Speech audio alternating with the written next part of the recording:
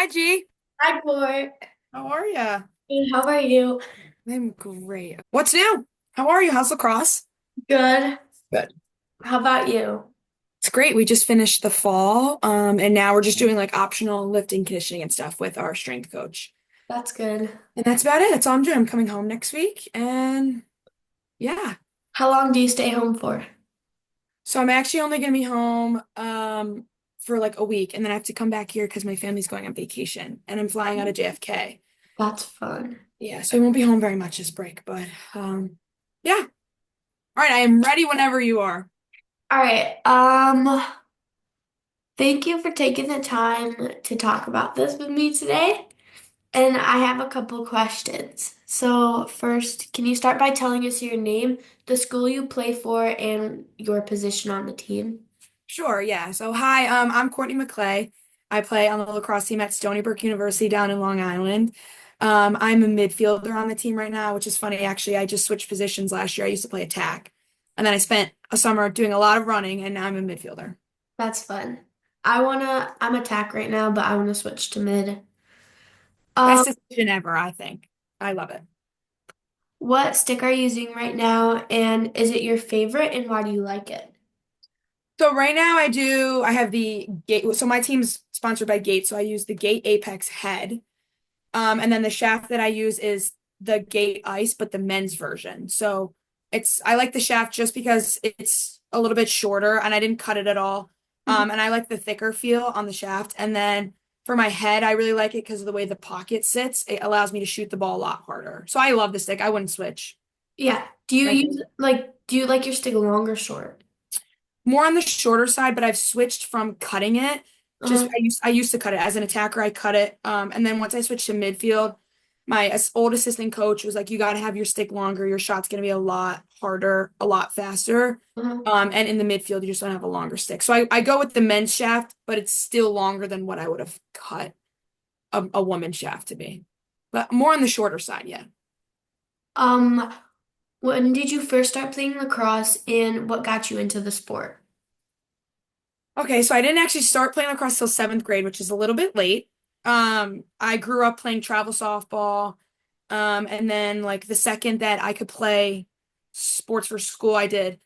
I was deciding between playing school softball or playing school lacrosse, and both my older siblings played, and they were like, play travel softball, try lacrosse, like try out for modified, see how it goes. So I started playing lacrosse in seventh grade, and my siblings got me into it. That's great. Did you play for any other sports growing up, and was lacrosse always your favorite?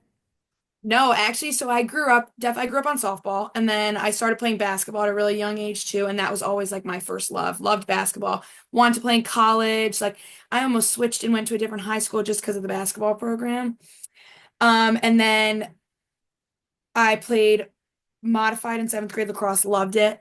And then in eighth grade, I tried out for JV and ended up making varsity. And then that's when everything switched over and I was like, wait a minute, I really, really like lacrosse. Did Uh, you keep on playing basketball, or did you stop? yeah, so I played basketball up until my senior year. I stopped playing my senior year just because I got hurt really bad my junior year and I didn't want it to happen again. Mm. But yeah, so I played field hockey all through high school, basketball up until my junior year, and then lacrosse. Who was your biggest inspiration or role model when you were learning the game? My first ever lacrosse role model was probably my big sister. So she was on the varsity team as a senior when I first made modified as a seventh grader. So I always looked up to her because like she was the big older sister, really good. Like on the varsity team and I had just started playing, whatever. But like names that you and like your friends would probably know that I looked up to. A big one was probably Kenzie Kent. So she's actually one of the coaches at Boston College right now, but she played for BC when they made that championship run. I think it was maybe 2019, maybe 2018. And I really looked up to her because she played both lacrosse and hockey at Boston College. And I was still in love with basketball and I still really like lacrosse. So I was like, wow, that's really cool. Like she plays two in college. So probably her, and then another one I really looked up to, you know her, Kayla Trainer. Yeah. Yeah, so I really looked up to her because I saw myself a lot in her and the way she played, her size, her competitiveness. I saw myself a lot in her. What was your biggest challenge as a young player and how did you overcome it? Oh, that's a good one. I'd say my biggest challenge growing up was probably the lack of exposure to talent. I mean, you get it. You go down to Rochester. Definitely, it's a lot better now, but when I was your age and a couple years older, lacrosse wasn't really a big thing where we're from. And I didn't really realize that much until I got to college and heard about my friends picking up lacrosse sticks the second they could walk. And like I'd say my biggest challenge was always just being like a step behind all the girls who I'm competing with now, Yeah. just because of the lack of exposure to that kind of talent when I was younger. Hmm. A big way that I overcame it, I think, was I understood that and I instead of looking around being like, oh, I feel sorry for myself, like I don't have enough talent around me to make me better or to challenge me. I think I looked around and was like, okay, like what can I do to make this team that I'm on, what can I do to make them better so that they can in turn help me? You see what I'm saying? Yeah. I think the big way I overcame that was like, how can I help the others around me improve to a point where it's beneficial for me also? I even remember coming home for my first day of varsity tryouts my senior year, and I looked at my dad. I'm like, Dad, these girls can't pass and catch. Like, what am I gonna do? Like, this is like, there's nothing I can do about this. And he sat me down and he said, are you gonna sit here and you're gonna feel sorry for yourself? Or are you gonna do something to make the people around you better? And then you were part of that team. We ended up winning the section for the first time in school history. So. Yeah. Can you share a moment when you realized you wanted to play Division One lacrosse? So I'm not really sure if there's ever a moment for me when I realized it. I think definitely a big eye opener was when I made varsity in eighth grade.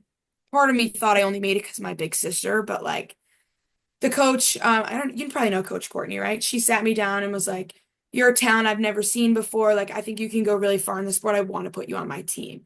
And I think that kind of switched my view from like, "Oh, I really want to play basketball in college," to like maybe lacrosse can open up opportunities for me that I never would have had otherwise.